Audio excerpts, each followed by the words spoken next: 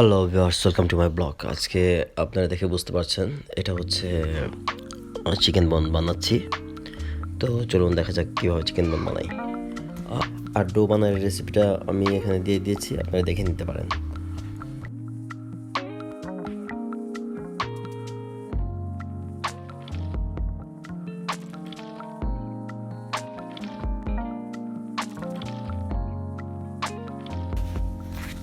চিকেনের পুরটা দিয়ে দিচ্ছি।